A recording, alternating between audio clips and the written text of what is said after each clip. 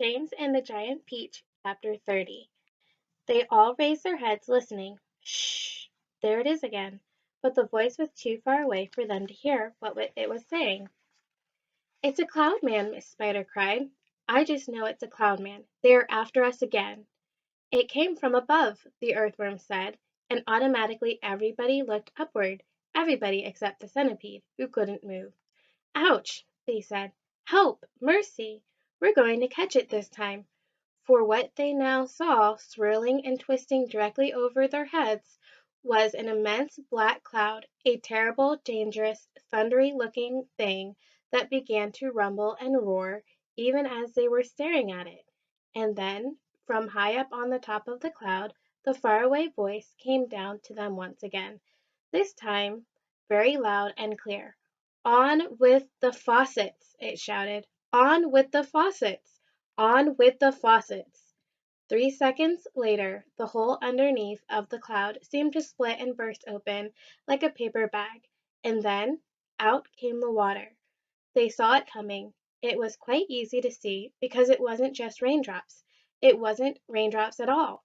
It was a great solid mass of water that might have been a lake or a whole ocean dropping out of the sky on top of them.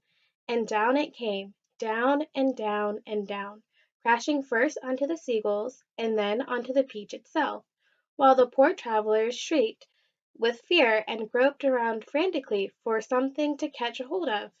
The peach stem, the silk strings, anything they could find.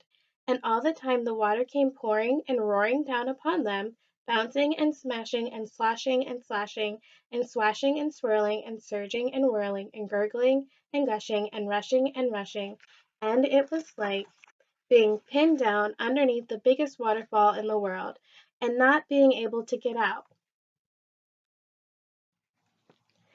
They couldn't speak, they couldn't see, they couldn't breathe, and James Henry Trotter, holding on madly to one of the silk strings above the peach stem, told himself that this must surely be the end of everything at last.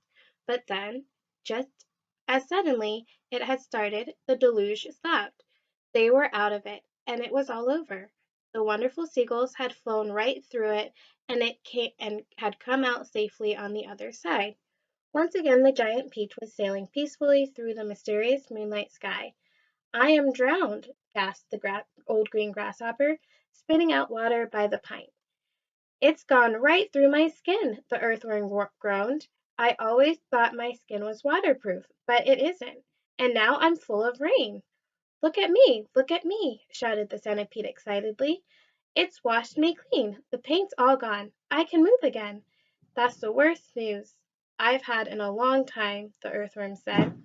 The centipede was dancing around the deck and turning somersaults in the air and singing at the top of his voice.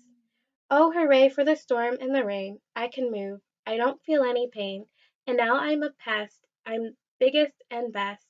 The most marvelous pest once again. Oh, do shut up, the old green grasshopper said. Look at me, cried the centipede. Look at me. I am freed. I am freed.